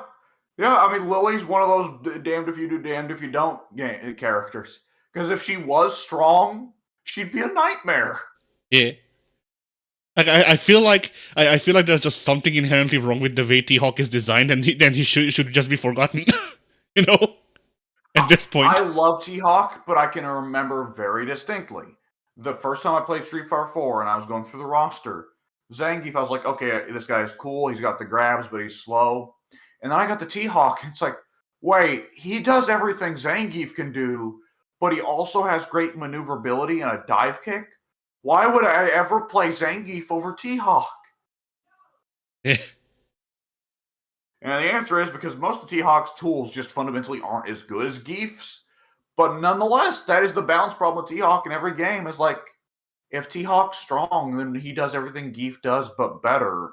And people already hate getting grabbed by Geef. Yeah.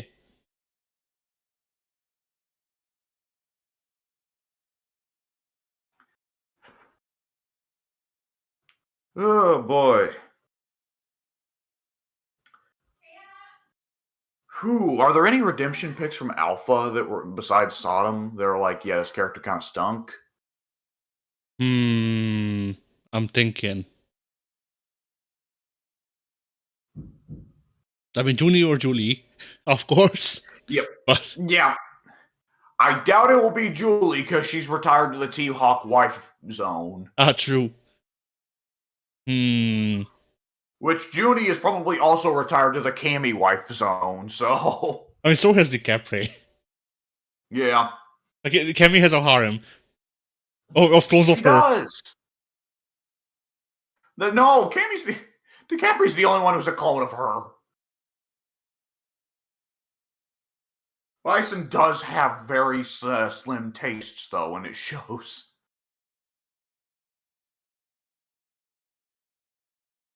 I mean, the funniest answer to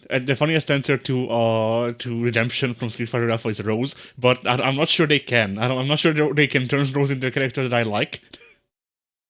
Yeah, that's the thing, is they have to be redeemed for us, and like that would be a weird pick because other than that, Rose is not an unpopular character.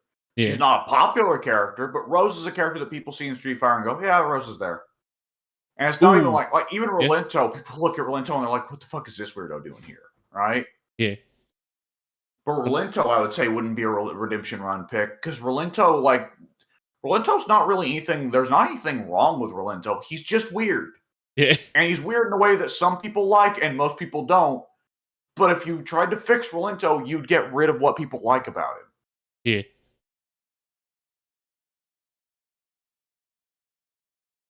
Now, I do want to note we're not making space for newcomers here. True. And Okay, who gets Season 2 and reworked? Season 3 didn't have any newcomers unless you count the Fatal Fury crossover. So I think Season 4 is probably going to be at least half newcomers. I wouldn't be shocked. Well, no, it can't be half.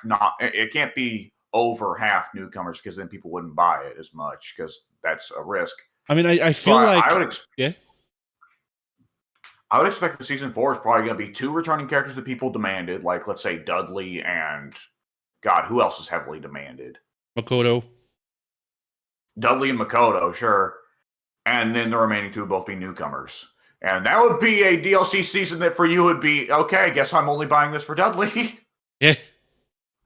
I'm fine with Makoto, but like I really used to play her back when I didn't really, I wasn't able to really, like do special inputs that were more complicated than Shoryu. So, you know, back then I had a lot more footsies sort of playstyle unless the character could zone. And then that fit with Makoto. Nowadays, I don't know what the fuck I do. I chesto and then I die with Makoto. Yeah, for me, I'm always fishing for the choke. See, I don't like the choke, but then I just, in general, don't like utility grabs, because they feel like a waste of time. I'm a sucker for a utility grab as long as it's a good one. But there are some times where the utility grab is honestly, like, leaves you both at neutral. Yeah. And it's like, no, why would I go for a grab that does that? Yeah, that's my experience with most of them, which is why I dislike them generally. Yeah, Makoto's choke puts you at a very strong frame advantage. Okay. There's a reason in Street Fighter 3 it's notorious. In Street Fighter 3, it's notorious that if Makoto gets the choke, it's like, oh, you lose. She gets full combo into the super, and you're just fucked. Yeah, like the one that I remember really accentuating this for me when I was learning shit is, you know, you have to remember I'm a young player in Inter-Strike. And Yun has... Oh, yeah. The twins are exactly who I'm thinking of for, like, why does this grab exist? Exactly. And Yun has his utility grab where he flips over the other guy. And, like, if you time it really quick, like, if you basically buffer it at the end of the flip, then you can do an entire out of it for free.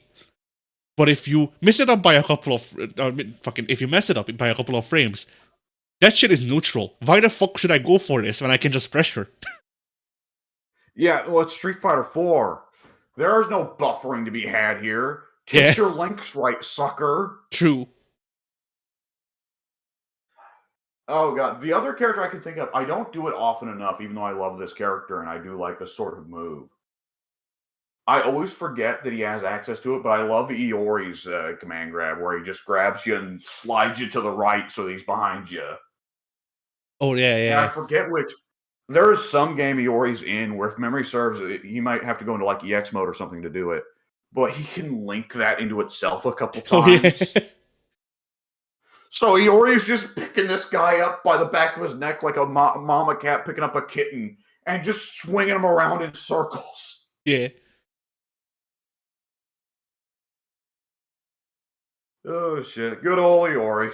Yeah. Iori is probably top 10 fighting game character designs for me. I'm gonna be real. Yeah.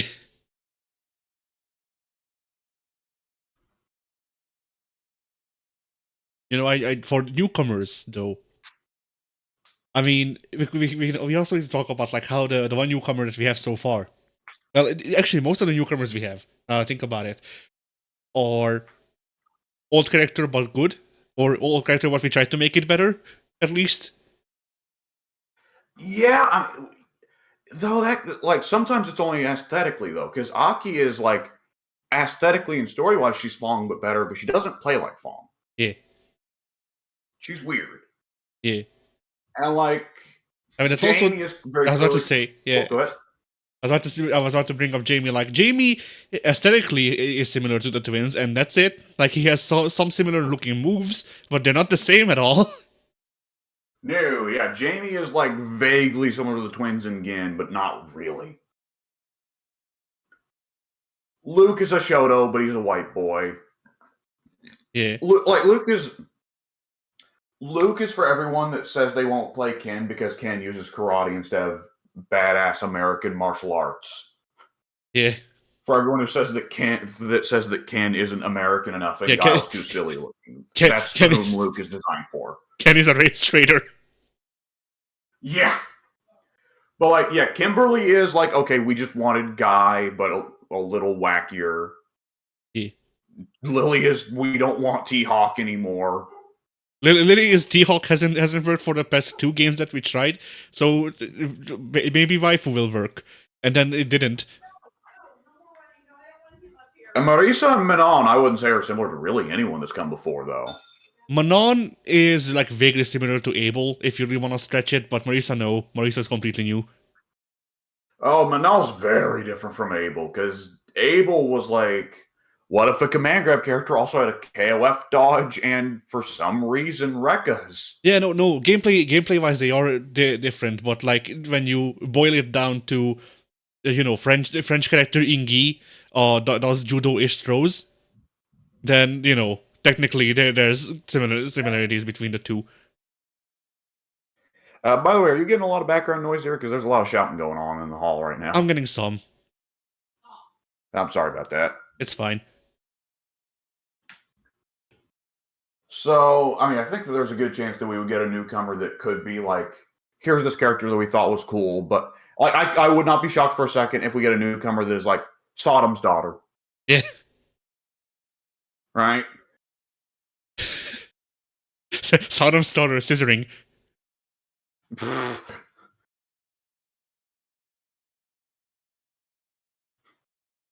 Vega post-op.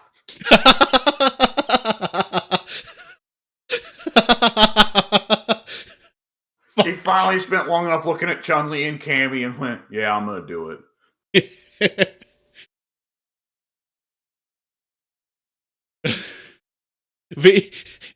Non-binary Vega, whose gender is beauty. He's already like only a fucking inch or 2 away from that. Yeah, true. I mean, if it would fit any character in Street Fighter, it's Vega, though, isn't it? Oh yeah.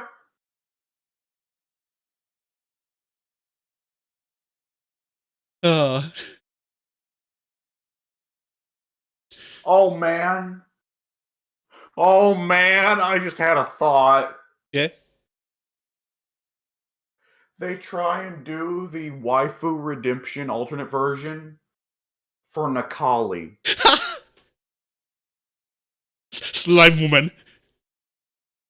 And it would sell. You know they wouldn't have to change anything about Nakali except his gender. And people would suddenly go from broke to woke. Yeah. All it takes is one feral, half-naked slime woman saying she's gonna eat people, and people are gonna go nuts. No, make her dress the same as Nakali. She doesn't have nipples because she's a monster. She's not human. Here's an alternative. If we want to get Pink in, Capcom wouldn't have the balls to do this. But if we want to get Pink in on Street Fighter harder than ever, if we want Pink to drop Cammy and not look back, yeah, female waifu redemption alternative of Rufus. Oh no! We're pushing the Street Fighter 6 famous jiggle mechanics to its limit. They actually just licensed out Nia Jax. She's just in the game now. Well, that would be a bit disappointing because her gear is so tight that she doesn't jiggle a whole lot. Oh god,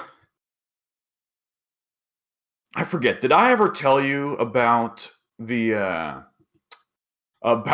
time that Raquel power bombed Naya?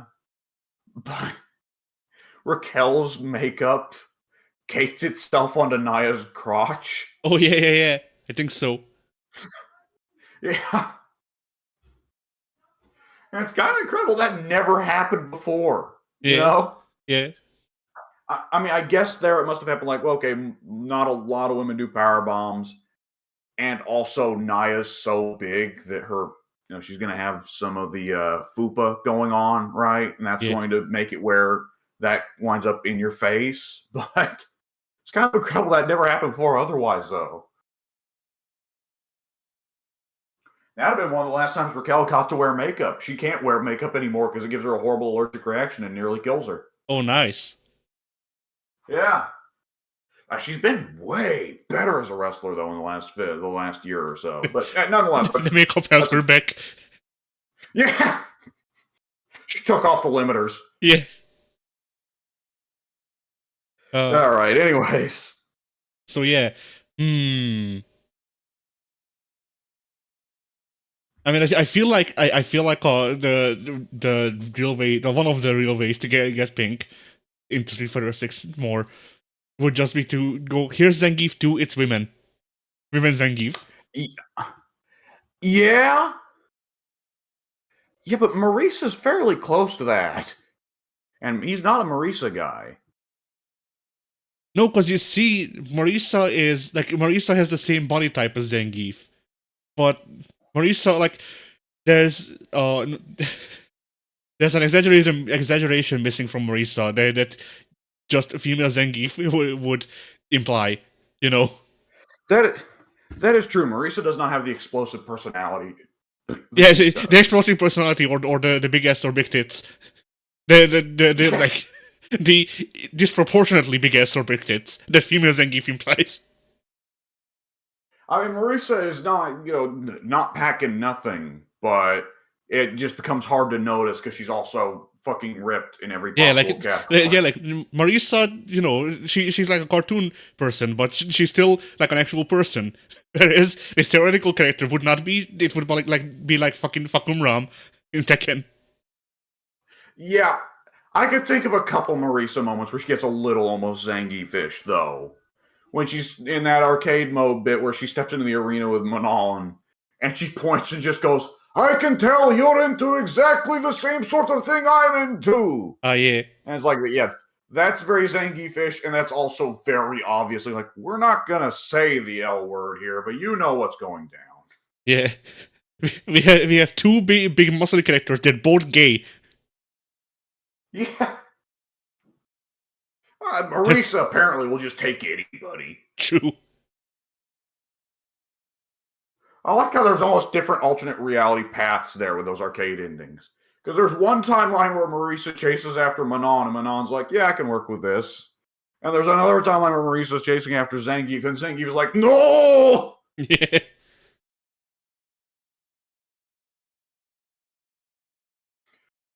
Oh, man. Okay, Waifu Redemption Birdie. Oh my god. That's the character that Pink would go nuts for. Yeah. Not just a big woman, but also a comedy big woman that eats and just eats and eats. I thought you were going to say a comedy big woman that eats people. Oh no. That's a One Piece character. But anyway. Probably several. Like, the only way you could stack more Pink-isms on there is like, okay, how do we figure out a way to slap like 80s pop music on this character? Yeah. It's a big comedy woman that eats loads of food, and she's all about Hall & Oates. And she wears pink. Yeah. Fuck.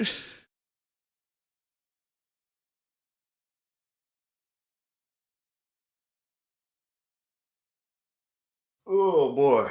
But yeah, who would you pull for like a gender flip redemption? I guess. Oh boy. I think honestly, like, I would be kind of curious to see if I'd like Rufus if Rufus wasn't Rufus. And I do think that if they did a different character, Rufus I think is too tainted, and Rufus's character trait, his only character traits in Street Fighter 4 was he's an idiot and he's fat, and you're supposed to laugh at him because he's an idiot, and you're supposed to laugh at him because he's fat. If they were to try and do Rufus again now, but have it not be Rufus and not have that taint, I don't know if it would be like, I've said this before, Bob came out in Tekken at the same time, and Bob is also a fat guy, And Bob is also partly a comedy character, but he goes the complete opposite direction of Rufus, where Rufus it's funny because he's a fat slob and he's an idiot. Bob, it's funny because he's inappropriately masterful in spite of his sheer weight. A man of Bob's spherical shape should not be doing cruiserweight shit. And he does. Yeah. And it's the humor is drawn from the absurdity of it. I do think that if they did a alternative version of Rufus there, who still retains that dive kick and weird like needle poke play style, that could be something interesting. He's the guy I can think of. Nikali's another one where I would say the actual character of Nikali is just snake bit. You're not going to win with Nikali. He's a joke now. So if you want to bring back his playstyle or some aspect of his lore, just bring back his sister. Yeah. Who is also an Aztec goo monster. And he's very into war. Yeah, apparently, like, that's supposed to be how they work, right? That's why Nikali stutters, is because it's all the voices in his head trying to speak at once. I don't know. I think that's what I read or heard at some point, like from a Capcom interview. That's like why Nikali stutters. It's because all the people inside him are trying to talk at the same time. He's currently in a conference call with the G-Man. Yeah. He just looks inside Sindel and Gerard or whatever his name is, just getting it on. It's like, oh, god damn it. Yeah. Nikali is just shitty Ermac, isn't he? Yes. Yeah. Like, Nikali, if you think about it, is a combination of two of some of my favorite fighting game characters, Akuma and Ermac, but bad in every way. Yeah. Oh. I want to like his playstyle, because his playstyle is like, oh, he's Wolverine, but with some light zoning to punish the opponent for running away. But like, he's just so fucking lame that I can't bring myself to play him. You know? Like, I really liked the dunk, and I really liked his Berserker Barrage move, but you couldn't link them, and that killed the character for me immediately. Yeah, I mean, with Street Fighter 5, nothing links. True. Street Fighter 4, everything links if you have perfect timing. Street Fighter 5, nothing links. Yeah. Street Fighter 6, haha, Roman cancel. Let's fucking go. Yeah. Nikali in Street Fighter 6 would probably have a fucking anti-air version of the dunk so he could dunk you twice. Yeah. If you keep burning meter, you can continue dunking. Yeah. Oh, I'm always a fan of when they do that, especially if you can go into practice mode and turn on infinite meter, right? Yeah. If Nikali does it enough, it starts to pick up a rhythm, and the rhythm starts to sound like the Space Jam theme. Yeah. All right. Legally distinct interterrestrial jello.